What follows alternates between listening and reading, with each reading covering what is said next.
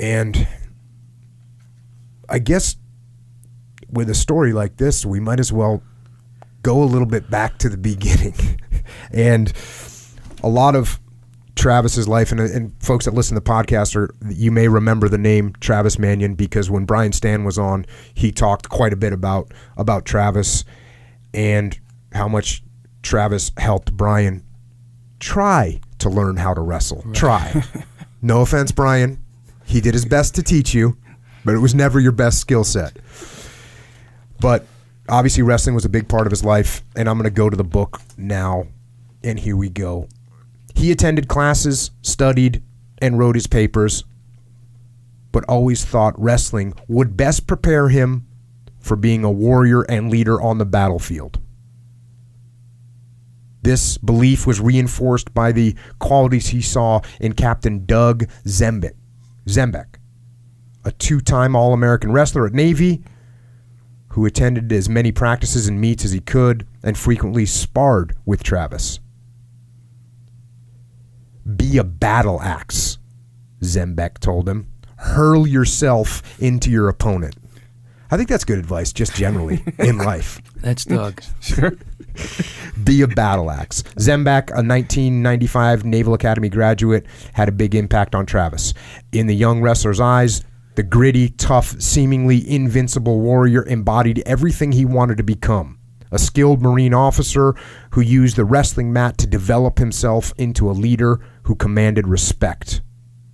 Travis was a high school and college wrestling star. After a strong junior year at Navy, which featured several epic matches against nationally ranked opponents, he was presented the Naval Academy's Weems Award for dedication and leadership. As a preseason top 20 wrestler going into his senior season, Travis didn't want to simply win matches and meets. He wanted to dominate and help lead the midshipmen to a championship. So, we do talk about wrestling a decent amount because we're heavy into grappling. So he was just started wrestling as a kid. Yeah, he started real early.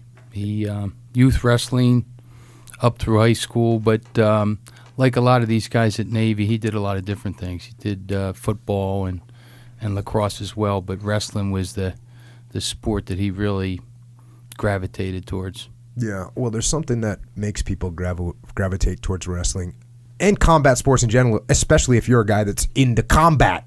Yeah. You know, there's something that's beautiful about it. Yeah.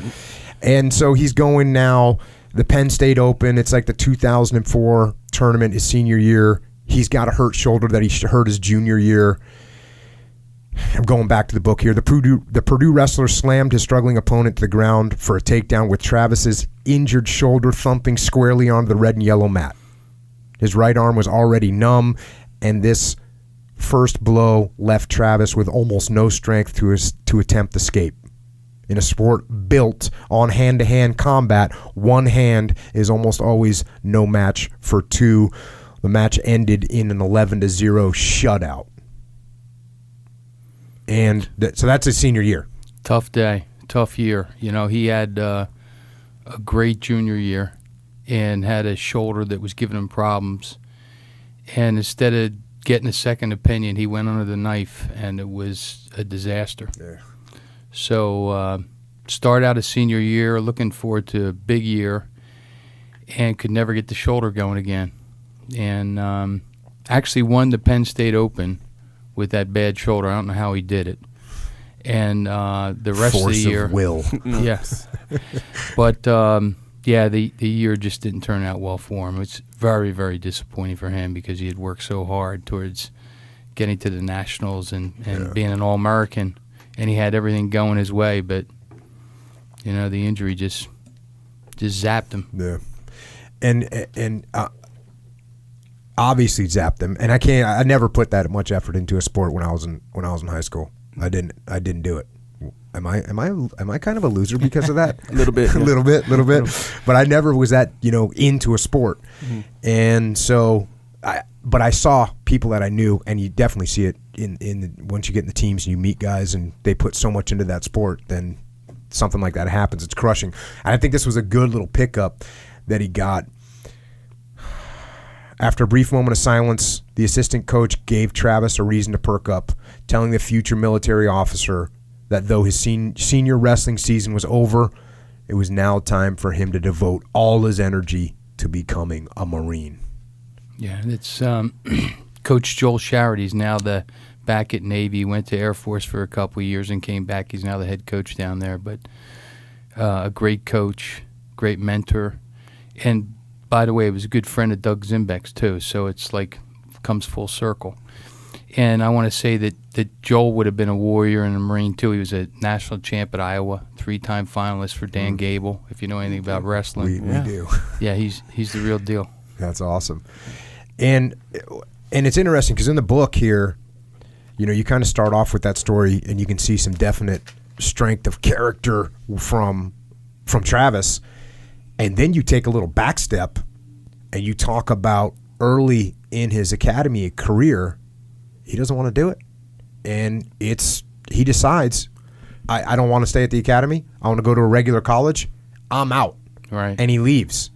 And I thought one of the best things about this was, when you talk to him about it, and I'll go to the book here, Travis comes to you and says, "Hey, I'm leaving the academy." And like I said in the beginning, you're a Marine. I can't imagine you could have been any prouder than having your son go to the Naval Academy. Right. And then the disappointment you must have had when you said, "Oh, you don't want to go there anymore." But this is what you said to him, going back to the book. "Look, this is your call and your decision," Tom told his son, who he always believed could excel at the Naval Academy and beyond. "But I think you're making a big mistake." How? Did you know that one of the bad things you could have done was like force him to stay there, which you must have decided in your head, like, okay, if I force him to stay here, he's going to hate it and he'll be miserable and he won't put any effort into it. I mean, I get asked all the time, well, what do you do with your kids? How much do you pressure them? How did you come to that conclusion that was the right move? It's sort of how I always worked with him. I try to treat him, as a man and let him make his own decisions, give him advice, coach him. But at the end of the day, he's going to have to make those decisions. And, this was no different. I was extremely disappointed. But, I had a buddy there that was a battalion officer at the Naval Academy, and he gave him a hard time about leaving. And was that a Major Gardner? Yeah. Yeah, Lieutenant Colonel Gardner. And Corky gave him a hard time and said, "Tom, I'm not letting him leave. Let him go home for the holidays. He'll change his mind." And sure enough, he came home and said, "No, I'm going. I'm leaving." And I still remember Corky called me up and he said, "Tom, if he did great here. If he ever wants to come back, he'll probably consider it." I said, "Corky, there's no way he's coming back. He's done." And sure enough, he came back to me later on that following spring, late spring. So he goes to some other college, yeah, Drexel got a call from the wrestling coach, "Come on down," because I was giving him so much trouble at home. Coach said, "Hey, you got a scholarship, come on down." So he left as soon as he could get out of the house. And so you let him make his own decision. You just made him pay for it on a daily basis. Oh, he did pay for it, absolutely. So that's when I didn't know that, and I could not believe that they let him back in. I mean, that's awesome. Yeah, it's very, very unusual.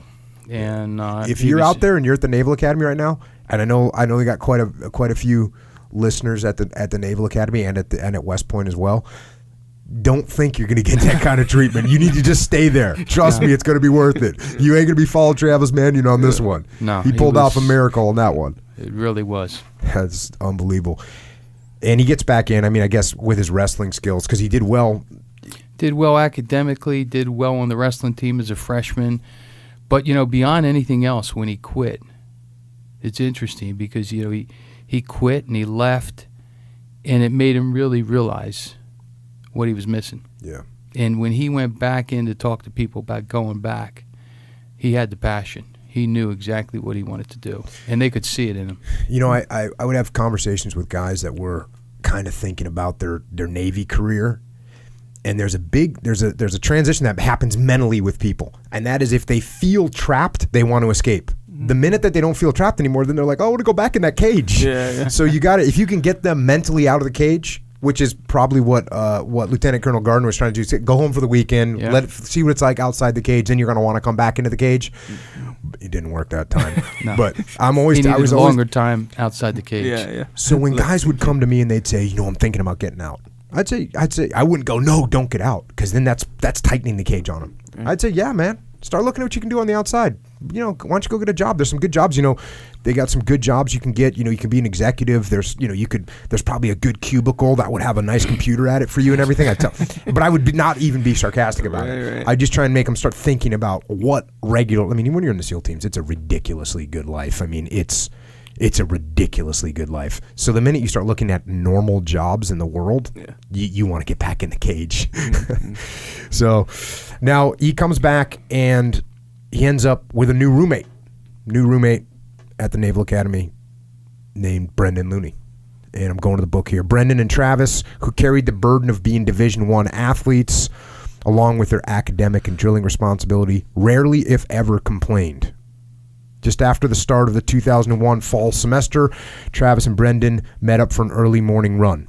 The wrestler and football player both had practice later on that afternoon, but as two varsity athletes who wanted to be the best, they were determined to work harder than everyone else. After talking about the start of the NFL season, their mid-jog conversation shifted to their backgrounds. They had a lot in common, including their love of sports and their love of country. Both midshipmen had been raised Catholic in tight-knit families, although Brendan's was a little larger. With Brendan had a total of five siblings.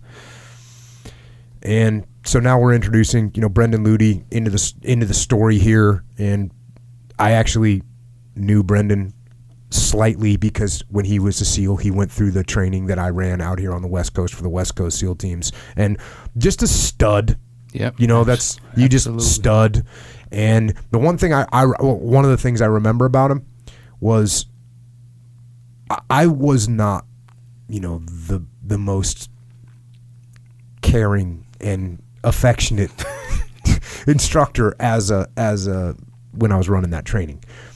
And he and guys would get a little, kind of freaked out sometimes when I'd be talking to him about the decisions that they were making during the training. And he would usually just be smiling at me like, yeah, hey, sir, got it. Yeah, makes sense, sir. With a smile on his face. Just a stud. Just a straight-up stud. And so these guys are now fall 2001, and we know what's coming next. September 11th comes, and, our country's under attack. Going to the book here. And the entire Naval Academy student body realized that after graduation, they would become part of a fighting force that was now at war. And, that's the whole military instantly thought that, we were all thinking, oh, here we go. Yeah, we had, in 2004, it started to come home to us at Navy. We had J.P. Blacksmith, who lost in the Battle of Fallujah. Ronnie Winchester was lost over there around the same time. Both football players, and now Travis's senior year, the football team's coming out with the flag, and they got Ronnie and JP's jerseys draped over the bench, and it was coming home for all of us. And you had guys like Doug Zimbeck coming back from the Battle of Fallujah and talking about what that was all about, being in the wrestling room, wrestling with Travis, was all over at Navy. Yeah, that's a total game changer. And it was definitely like that in the SEAL teams too. We went from, what was it, years and years since Vietnam, because we had some little, there was Panama, there was Grenada, there was Somalia, there were some things that happened, but those were little flashes of combat action, and all of a sudden we were facing what's now turned out to be, a decade and a half or more worth of war. Unbelievable. These guys, so as you said, their intensity is just, they might have been intense before, but now their intensity is going to be through the roof. Yep. They know what's coming. In May of 2004, Brendan and Travis graduated with their Naval Academy classmates and were commissioned as U.S. military officers. Brendan would go to serve in the naval intelligence community, while Travis would head to the basic school for Marine Corps officers in Quantico, Virginia. So Brendan didn't get picked up for the SEAL teams right out of the academy, which is fairly normal. They only have a very small number of openings for guys from the Naval Academy, and you can imagine how competitive it is. To have a guy like Brendan not get picked up is crazy. And so he goes out to go into the intel community, and then Travis heads down to Quantico for the little bit of the basic school. And actually, this was interesting, and I wasn't aware of this, but the lacrosse championships, do those happen after they graduate their seat, after they get commissioned? The way it read in here, it was like it happened after they got commissioned. Well, it was actually the championship was after graduation. Yeah, that weekend, same weekend. It was Memorial Day weekend. Yeah. So, and Brendan, at some point, the Naval Academy started playing lacrosse. Yeah, Brendan was a football player. He went there, was recruited for football, and played football for a couple years, dressed and played, and decided that he wanted to go out for lacrosse. Both of his brothers were playing lacrosse, and he went out there and just picked up a stick. As you said earlier, just such a natural athlete, so gifted, big, strong, and picked up a stick. And by the time he was a senior in that championship game, if you ask anyone who was the heart and soul of that team, it was number 40, Brendan Looney. I mean, he led them all the way to the championship. He and his two brothers were the heart and soul of the team. Yeah, it's unbelievable. And so they get to the championship game. I'm going back to the book against Syracuse. Though Navy followed with a goal, Syracuse won its third championship in 5 years and 8th overall title. Brendan was absolutely crushed by the 14-13 defeat. This was supposed to be Navy's day. It would take some time for the loss to sink in, but Brendan, who had just played his final collegiate game, and everyone associated with the Navy program knew deep down that the team's improbable Final Four run had been a truly amazing feat. I don't think I've ever felt this low, man, Brendan grumbled. We should have won that game. I know, Travis replied, but don't do what I did to myself in wrestling. What do you mean, Brendan asked. When I lost that match in Texas, I thought my whole life was over. I hadn't been that miserable since I quit the academy. But there are bigger things out there. Think of what we're probably going to be doing a year or two from now. So same thing, a little bit of glory getting crushed. Right. Little glory getting crushed at the end there. And, Travis saying, look, man, and this is true, and I say this all the time, sports with a ball and a referee and all that stuff, it's a game, and these guys are about to go into something that's no longer a game. And that's what Travis recognized and helped Brendan see that. Going back to the book, now that he was a young second lieutenant training at the basic school in Quantico, Virginia, it was difficult for Travis to imagine that the months after graduation could be even more challenging. But in fall of 2004, the harsh reality of war became more personal for Travis, Brendan, and their fellow Naval Academy graduates. On September 2nd, 2004, Marine First Lieutenant Ronald Winchester, a driven, popular former Navy football player, became the first combat death in the Naval Academy's 2001 class when he was killed in a roadside bomb attack in Iraq's Al-Anbar province. Less than 48 hours later, Travis and his fellow Navy wrestling alums were hit by another freight train. Upon learning that Marine Second Lieutenant Brett Harmon, a friend and teammate who had graduated in 2003, was murdered during a melee at a North Carolina State University football tailgate. And that's a story that Brian Stan told as well. Yeah. What a tragedy that was. I mean, he was stepping in to help out, and the guy came back and killed him, and his friend hit everyone hard. Brett was a really popular guy. And so Coach Sherratt, and again, this is something that Brian Stan talked about, when they were heading to the funeral. And Here we go. Let's do an exercise. This is Coach Sherratt talking. Let's do an exercise. I'd like you to both close your eyes and picture that you're leaving a building. A friend picks you up and takes you to a place where people are somber, crying, and there seems to be an audience. Then you realize you're at your own funeral. Write down a few words about what you'd want a family member or person of faith to say when reflecting on the lives of Travis Manion or Brian Stan. Stan nodded, and after a few minutes of pondering what to write, started jotting down a sentence about one day being remembered as a good husband, a loving father, and a U.S. Marine. Travis went through several pieces of paper before settling on one sentence. Travis Manion was a man unafraid to stand for what was right.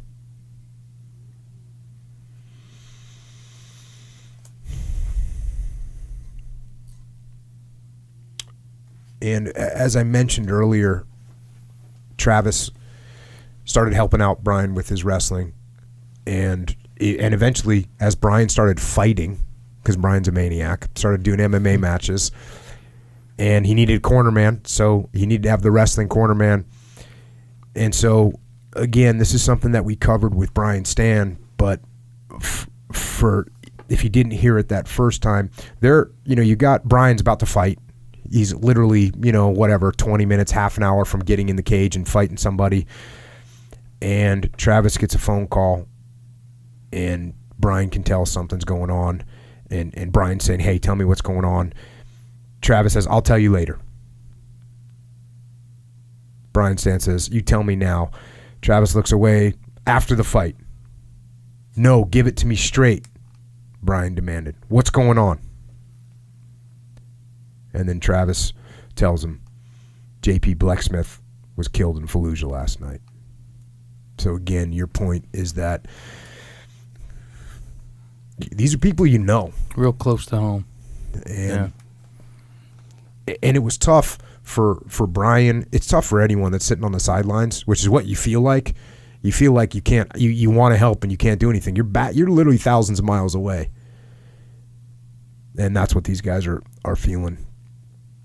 Yeah, a lot of frustration there, but I think also at the same time it built a lot of resolve with those guys. I mean, they were determined to make sure that they honored them in their service and worked hard to do all they could do to make a difference.